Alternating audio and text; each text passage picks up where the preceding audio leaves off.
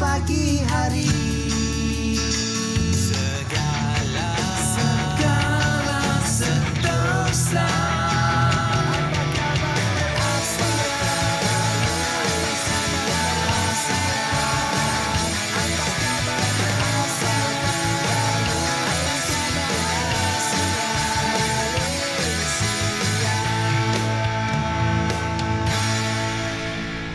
Hai, Assalamualaikum. Selamat pagi. Salam Malaysia Madani. Dan kita kata buka mata, tutup mata dah sampai 9 Ramadan. Maksudnya sekejap je kita berpuasa, ya Nurul? Ya, setakat ni macam mana dengan persiapan raya, Salihah? Berapa pasang baju? Persiapan raya dah mula fikir baju nak colour apa.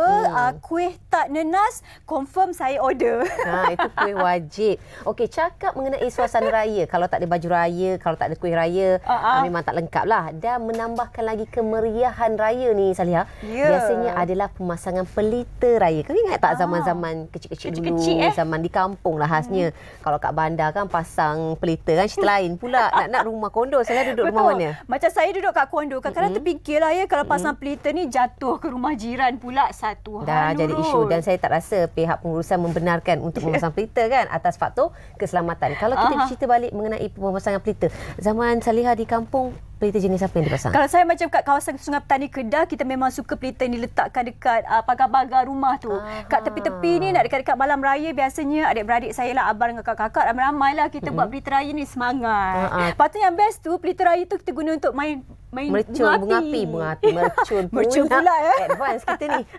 Kalau saya pula nak cerita jugalah pengalaman kan. Ni suka seronok sebenarnya. Okey, kalau saya pula pelita menggunakan buluh. Ini mengimbau memori kerana buluh itu sendiri diambil ketika nak ambil sambil ambil buluh lemang tu. Ambil sekali buluh tu untuk dijadikan pelita. Itulah antara memorinya. Dan sekarang ni kita nak menghidupkan balik memori zaman kanak-kanak ataupun memori di kampung ketika perayaan. Pastinya mengenai program Pelita Raya Terengganu yang dijangka akan mampu menarik sekitar 40,000 pengunjung. Ramai tak ramai tu. Ya, 40,000 tu. Betul. Okey, dan ini 40,000 tarik 40,000 pengunjung ni yang kita nak sebut ni adalah di Terengganu. Taman Tamadun Islam. Kabarnya ada jugalah program-program kebudayaan dan kesenian.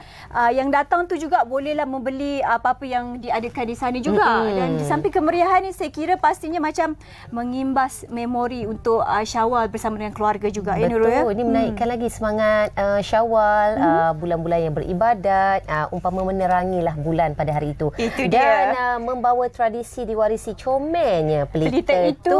Alahai. Mengetengahkan konsep pelita raya pesisir air. Okey, dan sebelum tu bukan hanya nak buat dijangkakan buat program pelita raya semata-mata ya, ataupun dalam sesama turut menarik lagi pengunjung dengan mengadakan peserta disyaratkan menggunakan barangan terpakai. Kiranya ada konsep pertandingan lah. Di mana peserta digalakkan menggunakan barangan terpakai seperti tempurung, tin minuman, buluh, botol untuk membuat binaan ataupun perhiasan bagi menggambarkan suasana raya. Dan menariknya sekali, hadiah keseluruhan bagi pertandingan ini berjumlah 11,500. Wow. Okey. Ada juga pertandingan fotografi dan juga pertandingan video TikTok. Bila sebut TikTok tu mesti banyak penyertaannya dan pastinya meriah jugalah ya. Dan saya kira pelita ni memang sentiasa, saya suka temanya iaitu tradisi diwarisi comelnya pelita itu. Mesti comel-comel juga pelita tu, Nurul. Dapat dibayangkan dan apapun dia memberikan satu mood yang semangat untuk menyambut hari raya dan satu mood yang begitu happy, yang positif untuk menyambut kedatangan Syawal ini. Okey, itu antara perisian yang dapat kita kongsikan. Dan seperti biasa ketika ini kalau kita bercakap mengenai cuaca, Salihah, cuaca panas membahang dan difahamkan di Perlis turut mengalami stroke haba dilaporkan berlaku semalam. Dan ketika ini banyakkan minum air. Kita faham keadaan puasa ketika ini agak mencabar untuk kita. Seharusnya pada sahur tu minum air secukupnya dan berbuka minum air secukupnya. Kalau boleh kurang-kurangkanlah minum minuman yang manis terlalu berais kan ataupun manis. Sangat penting untuk menjaga kesihatan. Dan seperti biasa kita akan melihat dan seperti biasa kita nak tinjau juga ramalan cuaca kepada anda yang mungkin petang nanti nak tengok-tengok kat bazar Ramadan ke mungkin. Jom kita saksikan ramalan cuaca dan kemudian bersama dengan rakan petugas yang cukup jelita di Bilik Berita selepas ini bersama dengan kami di Apa Khabar Malaysia. Jangan ke mana-mana.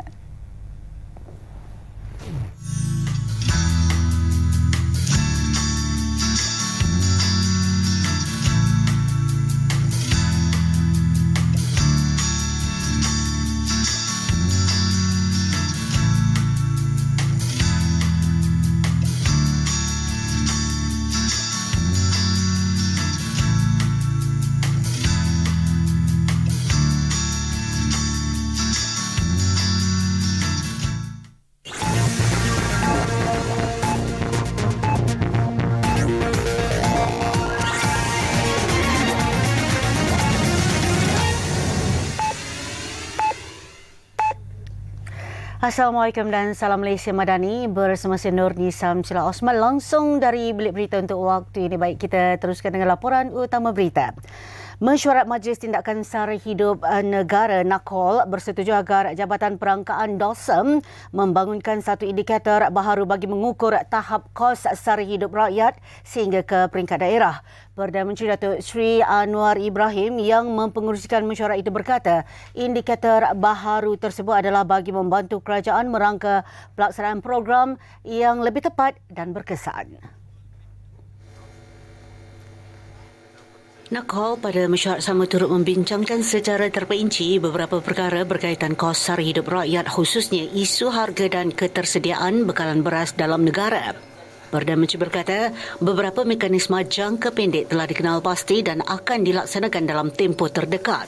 Beliau turut menekankan keperluan penguatkuasaan berterusan bagi memastikan tiada pihak mengambil kesempatan atas perluasan skop dan perubahan kadar cukai perkhidmatan yang dilaksanakan ke atas beberapa perkhidmatan terpilih.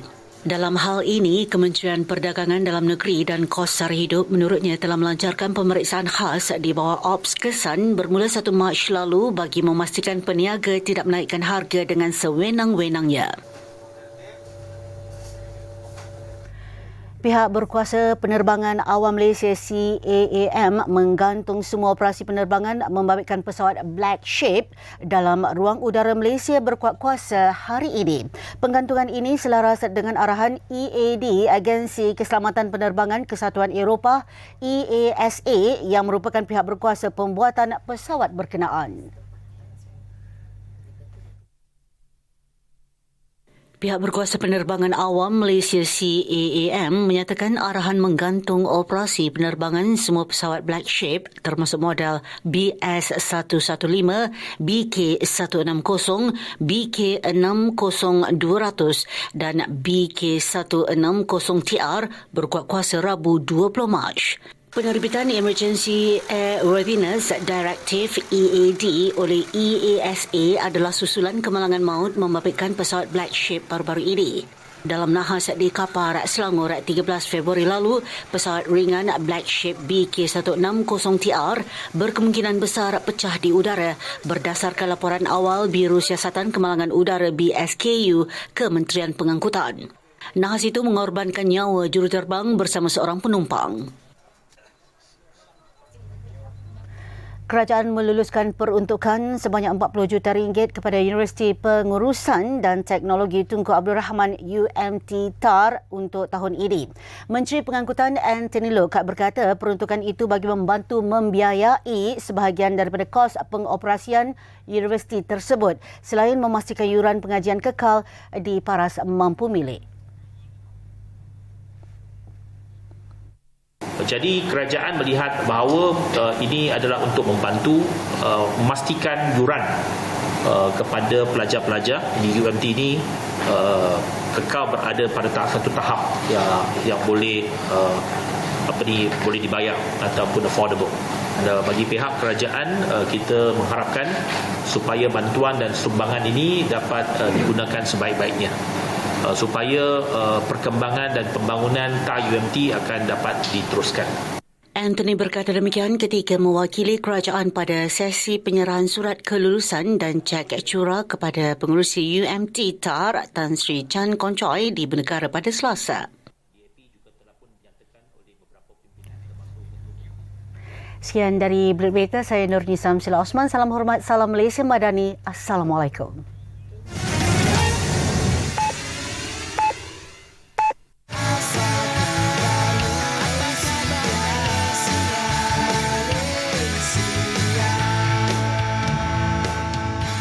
Baiklah, untuk membuka topik hari ini, topik perbincangan pertama di Apa Khabar Malaysia, hari ini kita bawakan topik yang begitu menarik sekali, iaitu mengenai diabetes dan juga kebutaan. Kalau sebelum ini kita hanya memfokuskan mengenai diabetes terhadap kesihatan kanak-kanak dan juga dewasa, tapi kali ini kita nak mendalami lagi mengenai penyakit diabetes ini. Sama ada kita sedar atau tak sedar, penyakit diabetes ini sememangnya risikonya amat tinggi dan amat membahayakan sekiranya tidak dikawal. Dan apabila telah pun mencapai kepada tahap yang agak tinggi bacaan gula dalam darah tu, dia akan mengakibatkan pelbagai masalah kesihatan yang lain dan antaranya adalah kebutaan. Dan untuk tak membuang masa pada hari ini, kita kenalkan tetamu di studio iaitu Dr. Barkih Hanim Jumaat, merupakan pakar perunding oftalmologi Hospital Pusrawi Sendirian Berhad. Assalamualaikum doktor, apa khabar? Waalaikumsalam warahmatullahi wabarakatuh. Selamat berpuasa. Terima kasih.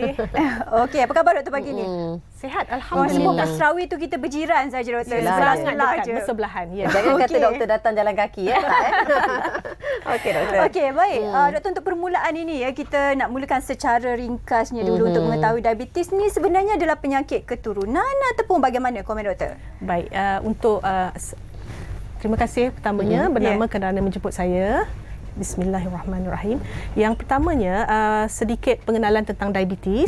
Diabetes ialah satu keadaan di mana paras gula di dalam darah adalah tinggi disebabkan oleh ketidakbolehan badan kita untuk mencerna gula, sama ada akibat kekurangan insulin yang dihasilkan oleh pankreas ataupun insulin yang dihasilkan oleh pankreas itu mencukupi tetapi badan mengalami resisten terhadap insulin tersebut. Okey. Jadi ya, ada faktor keturunan, betul. Tetapi selain daripada faktor keturunan yang kita tidak boleh ubah ya risiko tersebut, risiko lain yang sangat penting ialah perubahan gaya hidup masa kini, di mana kurangnya bersenam, corak pemakanan yang tidak sihat, pemakanan yang tidak seimbang dan juga merokok. Jadi ini faktor penyumbang yang membawa kepada isu kegemukan dan juga membawa kepada masalah diabetes. Okey. Dan saya tertarik juga mengenai topik kita hari ini ya, diabetes dan juga kebutaan. Maknanya dia akan mengakibatkan permasalahan kepada mata, ekoran diabetes. Dan adakah kebutaan yang dialami akibat diabetes ini bersifat kekal ataupun boleh dirawat?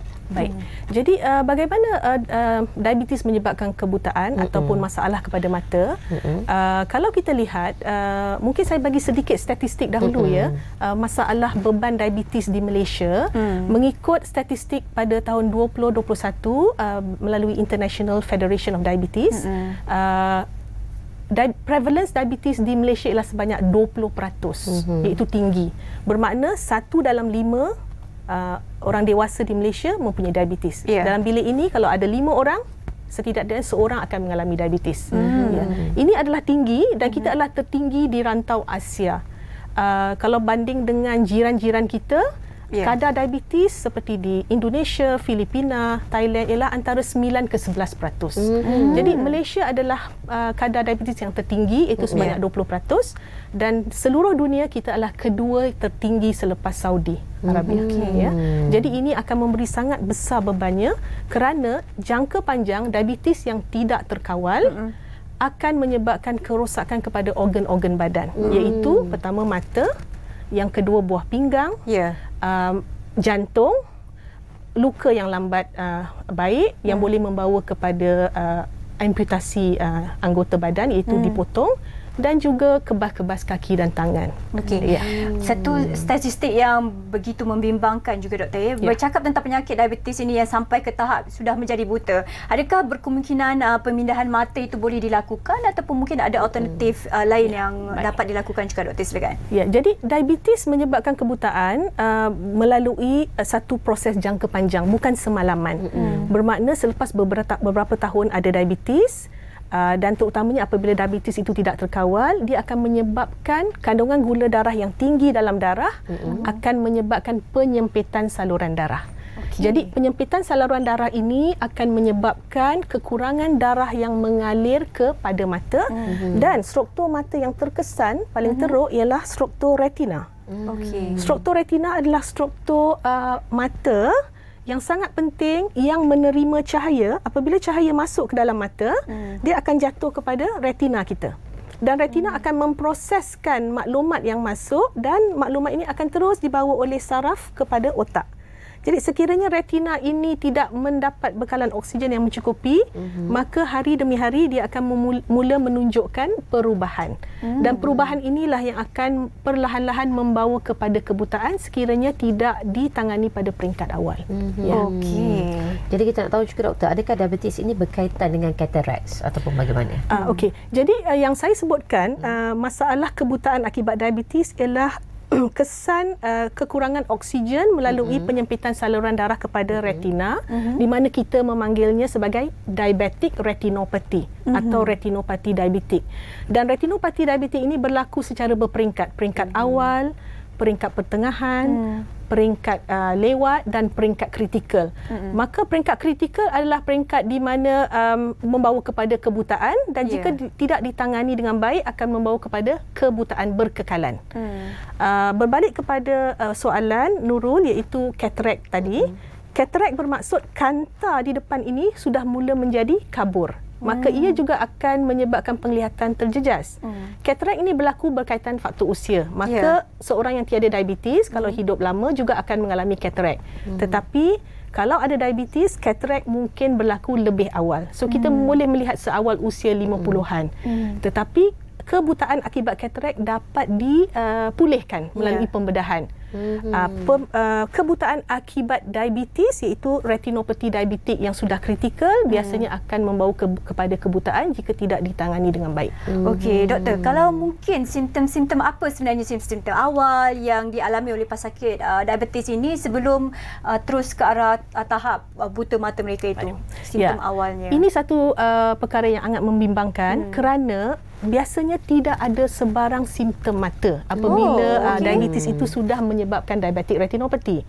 Dan trend terkini ialah kebanyakan hampir 50% pesakit diabetes tidak tahu mereka mengalami diabetes dan mereka hanya datang selepas mengalami komplikasi seperti kebutaan. Jadi biasanya apa yang penting ialah sebaik sahaja dikesan mengalami diabetes, pesakit seharusnya menjalani pemeriksaan mata. Jadi pemeriksaan mata memang mandatory daripada peringkat awal dan disarankan dilakukan secara berkala. Sekiranya tidak ada kesan diabetes lagi, masih elok, biasanya doktor akan menyuruh pemeriksaan dilakukan sebanyak setahun sekali.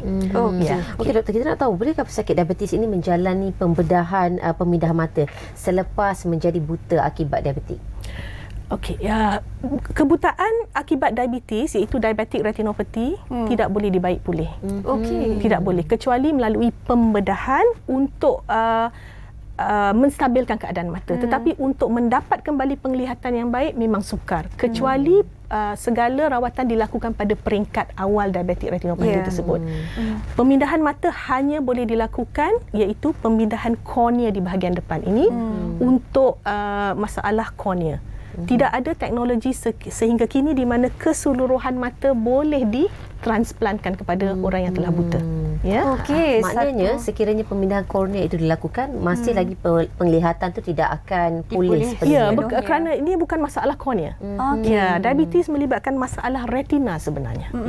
Okey, doktor, bercakap tentang diabetes ni juga kita selalu mendengar diabetic foot dan juga masalah kebutaan ini. Jadi di antara kedua-duanya untuk pesakit diabetes ini, yang mana biasanya akan datang dahulu dalam peringkat-peringkat yang tertentu, doktor mungkin? Jadi kesan diabetes kepada saluran darah yang saya sebutkan tadi, dia menyebabkan penyempitan saluran darah. Jadi saluran darah dalam tubuh kita boleh dibahagikan kepada saluran darah yang halus atau microvascular dan yang lebih besar itu macrovascular. So untuk microvascular, ia melibatkan organ mata dan buah pinggang. Jadi biasanya kalau seseorang sudah mengalami masalah diabetic retinopathy akibat diabetes, hampir pasti dia juga ada masalah buah pinggang. Sebab itu kita lihat kejadian kes-kes kebutaan akibat diabetes dan juga percentage peratusan dan juga dengan masalah buah pinggang yang memerlukan dialisis iaitu hampir sama. Mengikut kajian tahun 2020 dilakukan di Malaysia, didapati hampir lebih daripada 10% pesakit mengalami masalah kebutaan akibat diabetes dan lebih kurang 14% mengalami masalah dialisis akibat kegagalan buah pinggang. So hampir sama. Dari segi makrovaskular, saluran darah yang besar dia melibatkan jantung dan juga diabetic food. Yes, ya. Okey. Pastilah mencegah lebih baik daripada merawat, doktor. Tepat sekali, betul. Okey, dan kita bercakap mengenai mencegah. Apakah kaedah gaya hidup sihat dan rawatan sampingan yang boleh kita tahu ataupun ambil tahu untuk menangani kompilasi ini pastinya? So, saya selalu memberitahu pesakit yang mengalami diabetes, yang pertama sekali apabila dimaklumkan mengalami diabetes, kita perlu terima hakikat. Kebanyakan masyarakat kita dia dalam keadaan denial, tidak mahu menerima hakikat. Apabila tidak menerima hakikat, maka tidak mendapatkan rawatan yang betul. So, pertama, terima hakikat bahawa kita mengalami diabetes. Kedua, kena berhijrah kepada cara hidup yang sihat.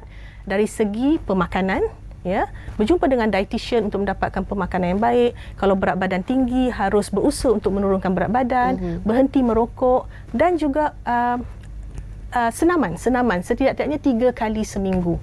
Dan akhir sekali yang penting ialah mendapatkan rawatan daripada doktor dan bukannya daripada rawatan alternatif. Kerana ada konsep di mana sekiranya masih awal, kita boleh pre-diabetes, itu lagi satu tahap yang penting. Sekiranya kita ada faktor-faktor risiko, harus lakukan pemeriksaan darah, dan sekiranya kandungan gula itu mahu menuju ke arah diabetes, kita boleh ambil langkah-langkah gaya hidup yang sihat ini untuk memastikan insya-Allah kita tidak terus mendapat diabetes tersebut. Okey, doktor. Dan mungkin doktor boleh kongsikan sedikit nasihat kepada pesakit diabetes, terutamanya bagi mereka yang sedang menjalani ibadah bulan puasa ni. So, apabila kita berpuasa, pertama sekali kita harus melakukan persediaan sebelum datangnya bulan Ramadan. Jadi kita perlu berbincang dengan doktor yang merawat kita, bagaimanakah cara terbaik untuk mungkin adjust ubat diabetes tersebut kalau perlu. Kalau tidak perlu, sekiranya kita mau mengambil 2 kali sehari, kita boleh mengambil masa sewaktu sahur dan juga sewaktu berbuka puasa. Tetapi perancangan itu sangat penting dari segi bagaimana untuk menjalani ibadah puasa, dan sekarang ini banyak betul outlet untuk kita berjumpa dengan pakar-pakar kita untuk membincangkan perkara tersebut. Itu perbincangan yang saya kira cukup bermanfaat dan maklumat untuk kita semua berkenaan tentang diabetes dan juga kebutaan. Jadi kita nak ucapkan terima kasih kepada Dr. Balqis Hanim Jumaat, pakar perunding oftalmologi Hospital Pusrawi. Terima kasih doktor berkongsi dengan kita tentang penyakit diabetes ni. Maksudnya kita semua perlu cakna jugalah dengan kesihatan kita, terutama juga bulan puasa ni, Nurul. Dan apa pun, kita akan berhenti rehat seketika dan kembali selepas ini.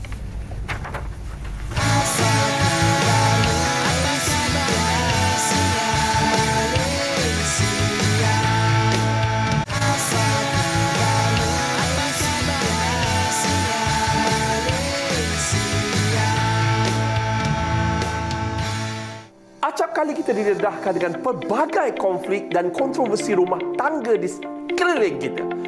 Jika tidak ditangani dengan serius, kontroversi ini akan menjadi semakin rumit dan boleh membawa kepada konflik rumah tangga yang lebih besar kepada masyarakat. Ustaz ingin berkongsi semua pengalaman dan ilmu rumah tangga dengan semua pasangan, tidak kira sama ada pasangan yang baru berkahwin, yang sudah lama berkahwin, atau mungkin juga pasangan yang baru ingin melangkah ke alam rumah tangga. Antara tips, kunci dan resepi kebahagiaan dalam menempuhi cabaran alam rumah tangga adalah dengan ilmu. Dari mana nak dapat ilmu itu? Ustaz ada kongsikan rahsia dan formula 7P, formula duit dan kemahiran berkeluarga yang kita kena ada. Bukan itu saja, Ustaz turut rungkaikan kelemahan dan cabaran berumah tangga serta cara mengatasinya. Kesemua ini ada dalam buku video edisi khas yang bertajuk 50 kontroversi alam rumah tangga, Keluarga Sakinah Til Jannah.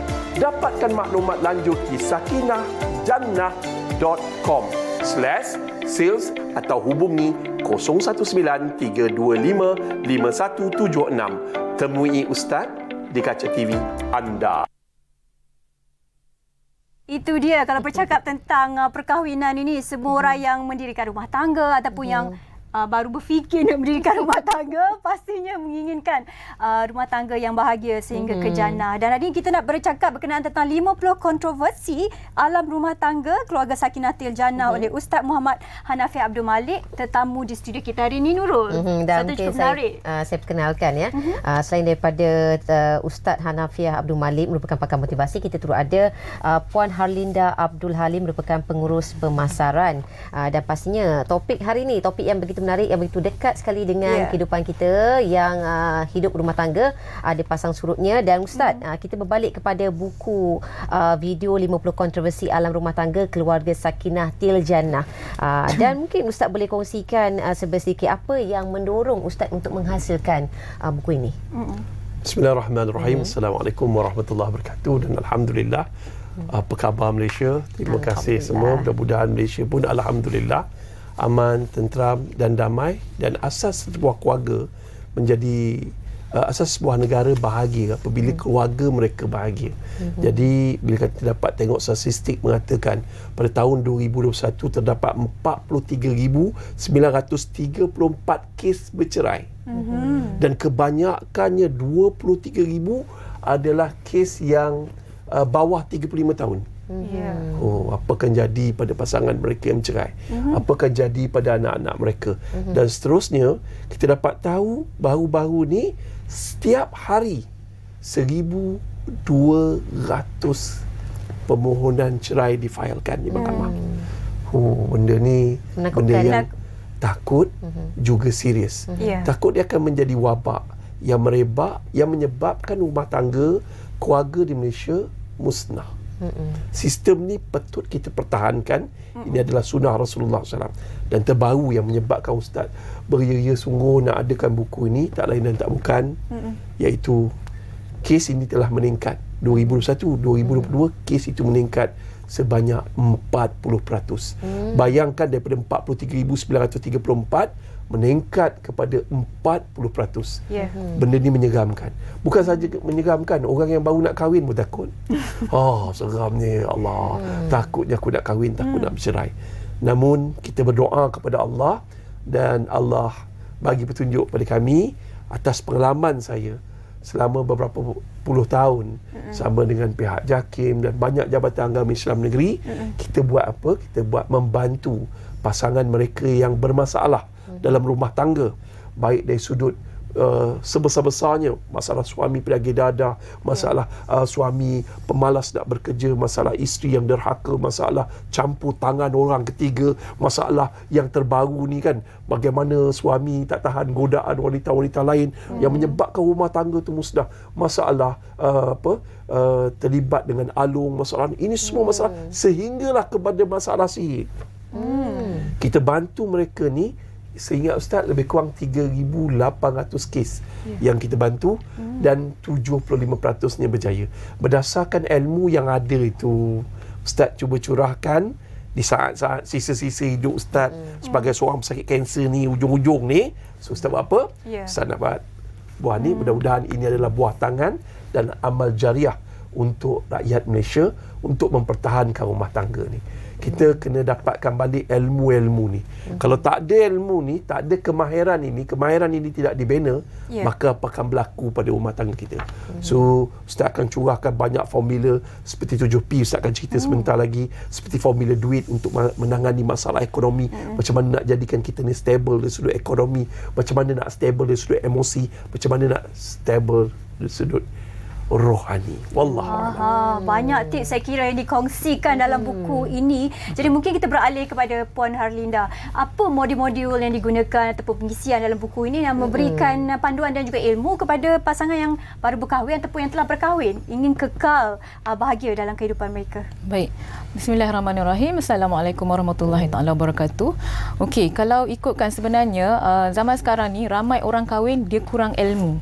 Dia tak ada ilmu. Kahwin atas dasar suka sama suka, cinta kononnya, tapi tidak ada ikhtiar untuk mendapatkan ilmu yang betul-betul untuk mendirikan rumah tangga yang betul, nak membina masjid. Jadi disebabkan perkara inilah berlakunya perceraian-perceraian yang dalam masa yang singkat. Ada yang baru kahwin sebulan dah bercerai.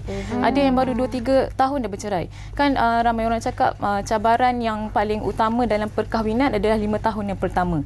Namun ramai yang betul-betul gagal, belum lagi tak sampai lagi 5 tahun, baru setahun 2 tahun dah bercerai. Ada kes yang baru bercerai, baru 3 tahun berkahwin dah jatuh talak 3. Lagi menyedihkan. Dan kebanyakan kes perceraian ni mereka sebenarnya tak rela dan tak lagi, orang kata belum lagi betul-betul perceraian tu berlaku disebabkan emosi, bukan sebab betul-betul nak bercerai. Jadi anak-anak jadi mangsa. Jadi disebabkan atas kesedaran ini, Ustaz Hanafiah menghasilkan video book ni, dan di dalam video book ni ada banyak modul-modul yang sangat-sangat boleh membantu pasangan-pasangan sekarang untuk belajar dan mendapatkan ilmu, untuk menjadi pasangan-pasangan yang dah berkahwin, yang ada ilmu, yang boleh diaplikasikan dalam rumah tangga. Contohnya antara 5 modul utama yang ada dalam video e-book 50 kontroversi alam rumah tangga Sakinah Til Jannah ini adalah modul 7P. Apa dia modul 7P tu? Saya terangkan sikit-sikit je lah, nanti Ustaz akan sambung dengan lebih detail. Dia ada cerita pasal perhatian, peluk, pendidikan, dia ada cerita pasal pelbagai lagi lah. Huruf P tu dia membawa kepada makna-makna tertentu. Kemudian ada formula duit, bukan duit cash, DUIT. Apa dia duit? Kita nak tengok juga, nanti Ustaz boleh explain. Kita akan, Ustaz juga mengupas tentang topik-topik berkaitan dengan cabaran-cabaran dalam rumah tangga. Contohnya cabaran-cabaran berkaitan yang biasanya lah kan, kewangan, cemburu buta. Lepas tu macam Ustaz cakap tadi, isu sihir pun antara isu-isu yang sangat serius lah berlaku dalam rumah tangga. Kemudian ada lagi cabaran-cabaran berkaitan dengan orang ketiga, yang sekarang ni memang banyak sangat kes orang ketiga yang mengganggu-gugat rumah tangga orang yang dah berkahwin kan. Kemudian akan diceritakan tentang kelemahan-kelemahan yang berlaku di antara pasangan, kelemahan suami apa, kelemahan isteri apa, dan Ustaz juga menyediakan solusi-solusi. Kita boleh baca dan tengok masalah dia berlaku macam ni, solusi dia macam ni. So kita bila dapatkan video book ni, sebenarnya kita dah dapat komplit macam holy grail untuk kita jadikan panduan sebagai orang yang dah berkahwin untuk menjalani kehidupan rumah tangga. Sebab ramai orang yang sebenarnya dah kahwin ni 10 tahun, 15 tahun, dia ingat dia dah kenal betul-betul pasangan dia. Tapi sebenarnya tak. Kadang-kadang dah kahwin 10 tahun pun sebenarnya kita masih lagi dia tak puas hati dengan suami tak puas hati dengan isteri. Jadi itulah pentingnya ilmu. Jadi itulah pentingnya ilmu, dan penting untuk dapatkan video e-book ini supaya boleh kita jadikan panduan dalam melayari rumah tangga kita sebagai suami isteri. Dia agak mencabar sebenarnya untuk menguruskan rumah tangga, kerana kita berdepan dengan emosi manusia yang sentiasa berubah-ubah sebenarnya. Dan sebenarnya menakutkan juga dengan apa yang Puan Harlinda kongsikan tadi itu, meremang juga bulu roma. Tapi itulah dia hakikat kehidupan untuk berumah tangga. Dan berbalik pada Ustaz Hanafiah, apakah nasihat kepada mereka di luar sana yang mungkin dengar-dengar macam ni kan, rasa takut, seram pula nak kahwin tiba-tiba. Takut nak kahwin, ya Allah. Dan apa pun Ustaz, kita berbalik pada Al-Quran. Allah SWT berfirman, ya ayyuhallazina amanu qu anfusakum wa ahlikum nara. Wahai orang-orang beriman, jaga diri kamu dan keluarga kamu daripada api neraka. So maknanya ada perkataan keluarga kat situ, ahli kita keluarga. Maka nak dapat keluarga mesti melalui ijab dan kabul, perkahwinan. Dan janganlah kita melakukan hubungan seks hingga sebelum berkahwin, menyebabkan berlakunya penularan penyakit dan juga lahirnya anak luar nikah. So bila benda-benda macam ni akan mendatang ketidakpuasan hati dalam masyarakat dan memusnahkan sesebuah negara. Dalam masa yang sama, tuan-tuan dan puan-puan, muslimin dan muslimat, Ustaz ajar satu doa. Doa ni ada dalam 50 kontroversi rumah tangga ni. Allah SWT berfirman, surah Al-Furqan ayat 174, ayat 74. Rabbana hablana min azwajina wa zuriyatina qurrata a'yun waj'alna lil muttaqina imama. Apa dia? Ya Allah, wahai Tuhan, kurniakan kepada kami pasangan hidup dan juga zuriat yang menjadi penyejuk mata dan hati. Sejuk mata tengok suami, sejuk mata tengok isteri, sejuk mata tengok anak-anak, sejuk hati tengok anak-anak. Ya Allah, kadang-kadang bila anak derhaka pada mak dan ayah, kadang-kadang mak dan ayah datang jumpa saya cerita, ya Allah Ustaz, anak saya tengking-tengking saya sebab dia tak nak motor Legenda, dia nak motor yang lebih mahal daripada tu Ustaz. Sedih. Ustaz juga pernah berhadapan dengan kes anak-anak yang memukul mak dan ayah sampai tahap menggunakan senjata yang tajam kerana terpengaruh dengan pengaruh kawan. Dan Masya Allah, Tabarakallah, banyak lagi cerita-cerita yang serius. Tapi bukan kita sekadar cerita masalah, kita juga ceritakan pasal penyelesaian.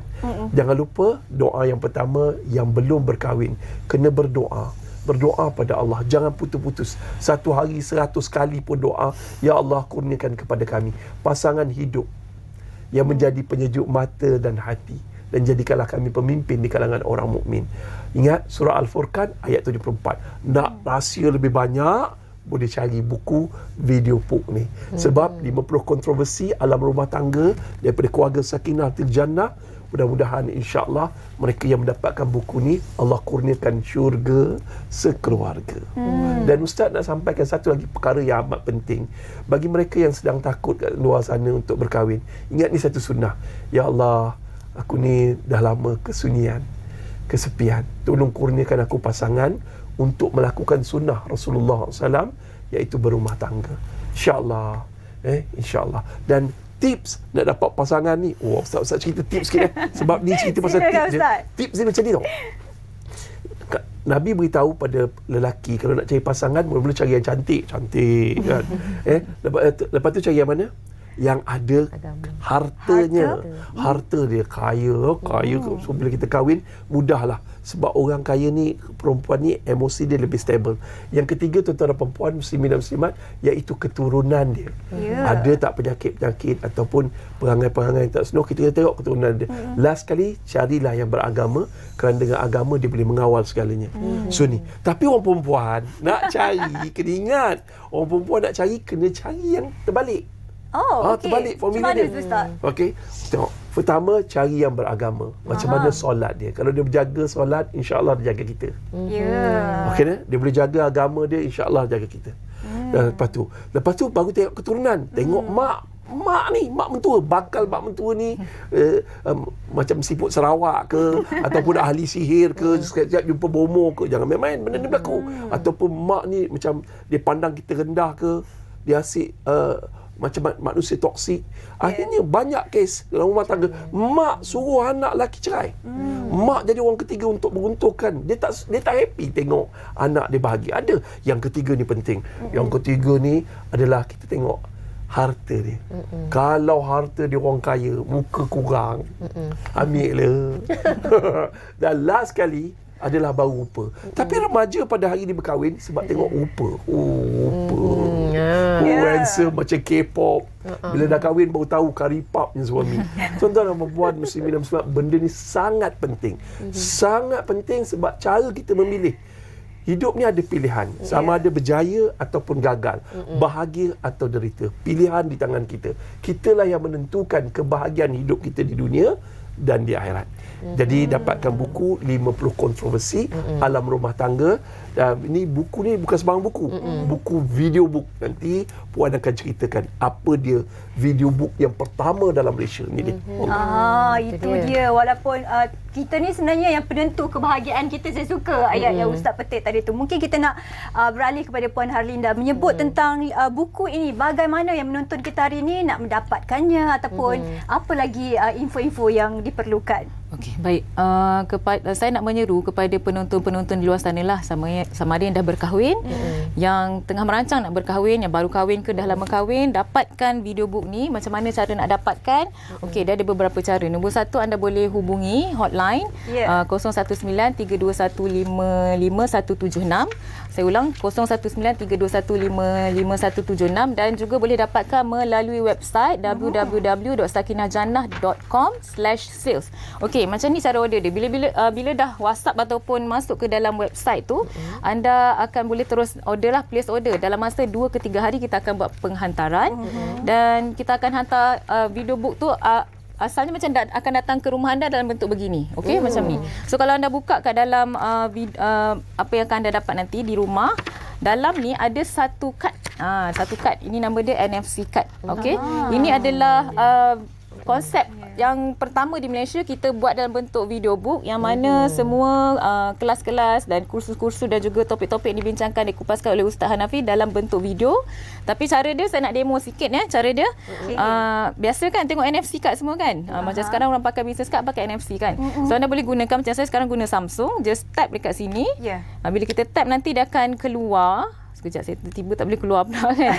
So dia macam ni, kita tap kad ni dekat handphone. Lepas tu dia akan keluar satu link di handphone tersebut. Dan dia terus redirect kita kepada website sakinahjannah.com dan kita boleh log in. Dekat kad ni ada username dan juga password. So kita log in dan kita boleh terus masuk ke website dan akses kepada semua modul-modul yang kita dah ceritakan tadi. So akhir kata saya nak menyeru semua yang dah berkahwin, belum kahwin, yang baru nak kahwin, dapatkan ilmu rumah tangga, dapatkan video book ini segera dan anda belajar ilmu rumah tangga yang betul daripada video book ni, insya-Allah. Dan pastinya jangan takut-takut untuk mendapatkan ilmu. Itu sangat penting untuk meneruskan orang kata apa, nak meneruskan kehidupan, nak menjalani kehidupan rumah tangga. Okey, dan kepada ustaz, mungkin ustaz boleh kongsikan apakah harapan terakhir dan pesanan terakhir kepada mereka di luar sana yang sebenarnya berminat ni, sebenarnya nak dapatkan ilmu dalam buku 50 kontroversi alam rumah tangga Keluarga Sakinah Tiljannah. Alhamdulillah kepada semua penonton TV bernama ni, Masya Allah, apa khabar Malaysia ni. Ustaz nak sampaikan satu perkara yang amat penting. Bila kita berumah tangga, dia ada satu perkataan, tanggungjawab. Ustaz, saya tengok suami saya lepas kahwin dengan saya, dia lain lah Ustaz. Dia dah berubah lah. Dia tak sama masa zaman bercinta. Sebab apa? Sebab di atas bahu suami tu ada tanggungjawab. Orang lelaki ni, kalau dia tak ada duit, dia tak boleh bahagiakan isteri dia atau anak-anak dia. Dia rasa diri dia macam sampah. Dia rasa. Ni perasaan lelaki. Nak pula isteri kata, bang, rotek kereta mati, ni rosak, itu ni tak dapat nak beli ni. Dia tak cerita kat isteri dia. Dia pendam. Lelaki kalau bermasalah, dia senyap. Perempuan kalau bermasalah, dia bercakap.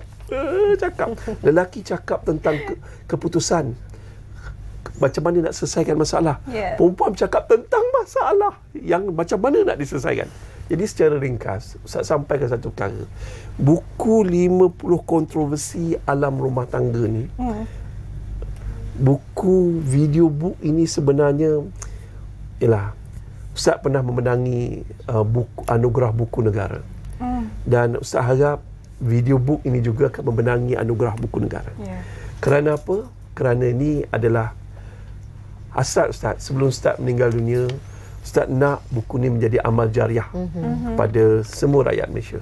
Dapatkan video book Keluarga Sakinah Tiljannah dengan tajuk 50 kontroversi rumah tangga. Mudah-mudahan kita bahagia hingga ke syurga.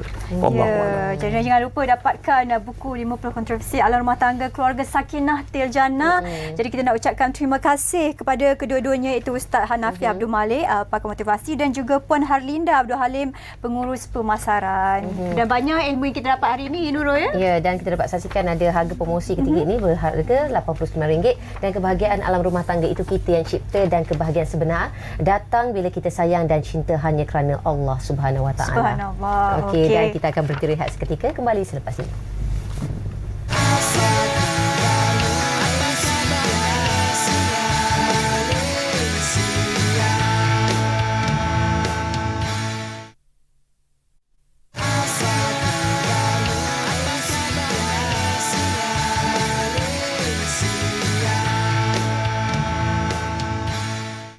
Terima kasih terus setia bersama dengan kami di Apa Khabar Malaysia. Dan untuk slot kali ini kita nak bercakap berkenaan tentang menyantuni pelajar-pelajar istimewa. Dan di studio bersama dengan kita iaitu Profesor Madya Dr. Sarah Chinasamy, ahli lembaga pengarah yayasan kita Anak Malaysia, dan juga koordinator program. Selamat pagi, apa khabar Dr. Sarah? Terima kasih. Khabar baik, selamat pagi Malaysia. Okey, mungkin permulaan ni Doktor nak terangkan tentang yayasannya dahulu.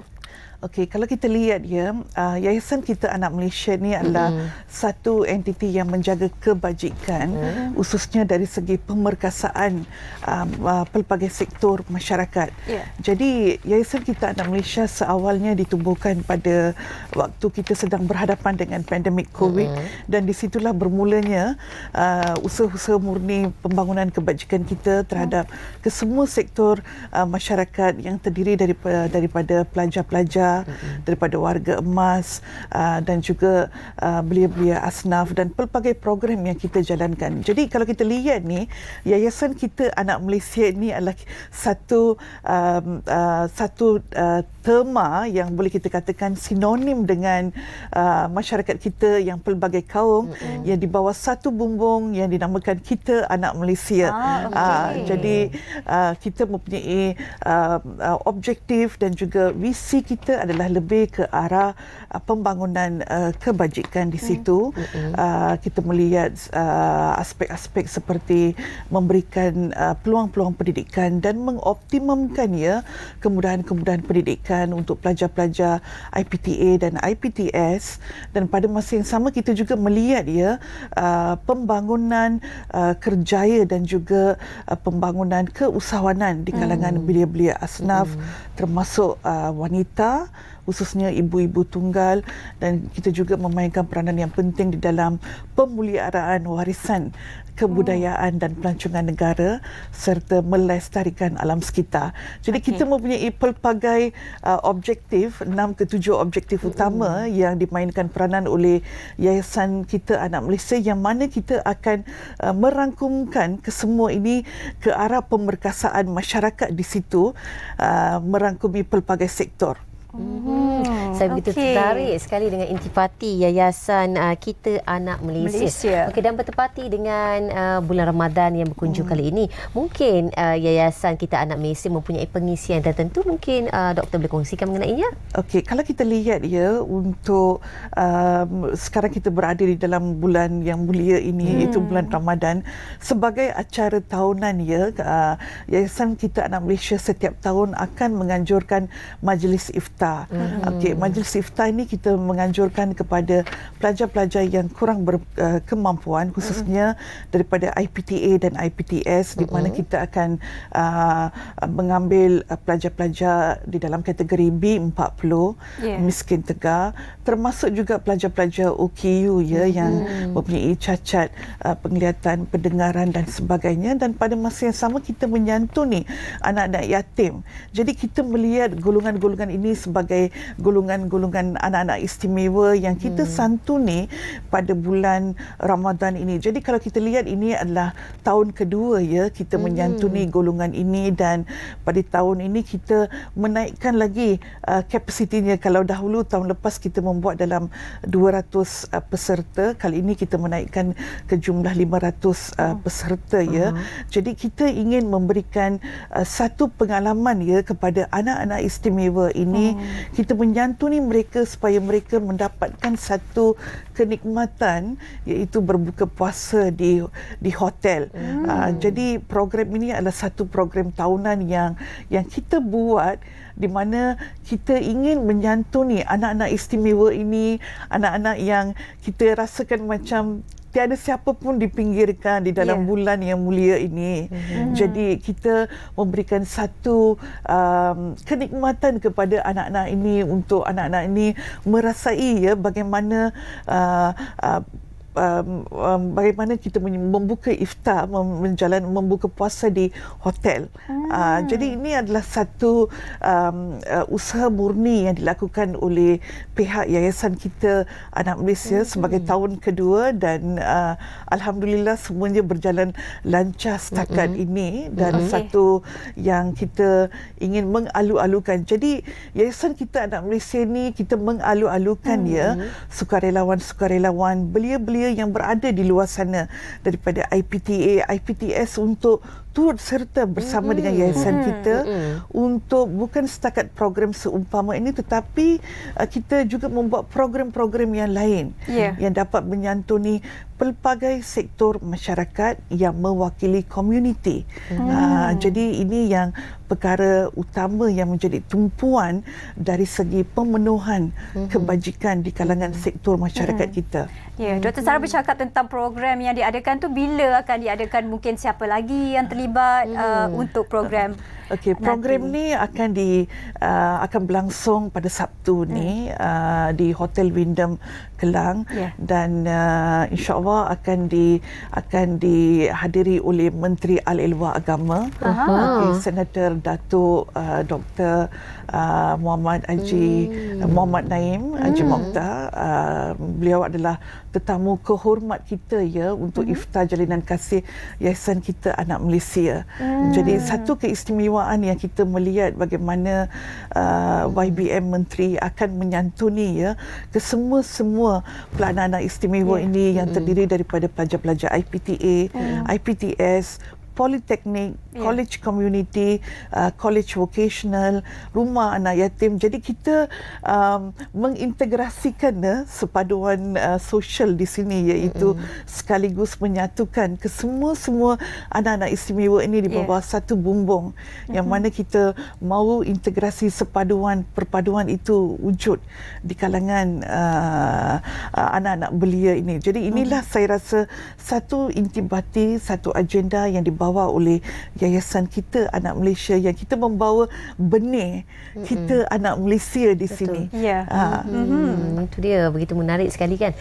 Dan apakah lagi yang doktor boleh kongsikan mengenai perancangan Yayasan Kita Anak Malaysia untuk perancangan dalam jangka masa pendek dan jangka masa panjang? Okey, selepas program Majlis Iftar ini, kita juga merancang untuk membuat karnival keusahawanan dan kerjaya kepada belia-belia IPTA dan juga IPTS. Jadi sebagai seorang pendidik, saya melihat bagaimana parameter kita, pelajar-pelajar kita selepas mereka sudah bergraduat, bagaimana mereka menempuhi alam pekerjaan dan apakah persediaan-persediaan asas, skill-skill yang diperlukan oleh mereka. Jadi yayasan di sini kita akan menjadi satu pengantara antara pengantara di antara komuniti dan juga pada kerajaan pada hari ini, di mana kita membawakan informasi ini, kita membawakan pendedahan program-program ini supaya anak-anak ini terdedah dengan perkembangan semasa. Jadi untuk itu kita membuat karnival keusahawanan dan kerjaya untuk mahasiswa dan mahasiswi daripada IPTA dan IPTS, bagaimana mereka perlu mempersiapkan diri mereka untuk menghadapi alam pekerjaan. Apakah skill yang mereka perlukan, dan sepanjang mereka bersedia untuk mendapatkan satu pekerjaan yang tetap, apakah pekerjaan semasa ataupun sementara, apakah kemudahan-kemudahan, insentif-insentif yang dijalankan oleh Kementerian Keusahawanan umpamanya Jadi kita ingin integrasikan semua maklumat-maklumat ni kepada belia-belia masa kini. Dan selain itu juga kita merancang aktiviti sukan seperti larian merdeka pada tahun ini, dan juga perancangan untuk menganjurkan majlis kebudayaan. Jadi di sini sasaran utama kita ini adalah pemerkasaan masyarakat pemerkasaan masyarakat, tidak kira pelbagai sektor yang saya nyatakan tadi, 6 sektor utama di bawah Yayasan Kita Anak Malaysia, dan pada masa yang sama asimilasi perpaduan yang kita bawa di bawah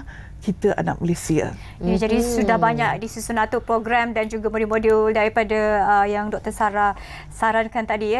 Mungkin di penghujung-hujung ni kita nak minta pendapat ataupun nasihat serta harapan berkenaan tentang majlis jalinan kasih yang diadakan pada hari Sabtu nanti. Silakan Doktor. Okey, kita berharap dengan program ini lebih ramai pihak-pihak di luar ini akan menyantuni golongan-golongan anak-anak istimewa ini. Soal kebajikan bantuan kebajikan pendidikan khususnya adalah satu agenda yang selalu ditekankan oleh Yayasan Kita Anak Malaysia, iaitu kebajikan pendidikan ini tidak harus kita lihat dari peringkat sekolah rendah, malah lebih kepada itu IPTA dan IPTS, dan juga pada masa yang sama kita mendalami apakah masalah-masalah yang dihadapi oleh belia-belia yang sedang mengikuti pengajian mereka di IPTA dan IPTS. Jadi saya berharap program ini akan berjalan dengan lancar dan ia menjadi satu platform kepada belia-belia yang sedang mengikuti pengajian di semua sektor-sektor pendidikan ini dapat bertukar maklumat, berkongsi maklumat. Pada masa yang sama ia menjadi satu platform kesepaduan sosial. Itu yang mesej yang penting yang ingin kami bawakan menerusi majlis iftar jalinan kasih ini. Itu dia. Terima kasih kita ucapkan kepada Profesor Madya Dr. Sarah Chinnasamy, merupakan ahli lembaga pengarah Yayasan Kita Anak Malaysia dan juga koordinator program, atas perkongsian yang begitu menarik sekali, dan semoga maju jaya untuk Yayasan Kita Anak Malaysia dan semoga berjaya juga pada event yang akan berlangsung pada hujung minggu ini. Terima kasih. Saya turut menjemput Apa Khabar Malaysia juga datang ke majlis iftar ini. Terima kasih. Kita harapkan program nanti akan berjalan dengan lancar dan program jalinan kasih di bulan Ramadan ini menyantuni kanak-kanak juga satu program yang cukup mulia Dan terima kasih kepada anda yang bersama kami selama 1 jam. Banyak perkongsian menarik kami kongsikan bersama dengan anda. Selamat selebihnya menjalani ibadah puasa saya hari ini. Saya Nur Salihah Azmi. Saya Nurul Mul. Assalamualaikum, salam hormat dan sehingga berjumpa lagi. Assalamualaikum. Terus bangkit yakin berdiri.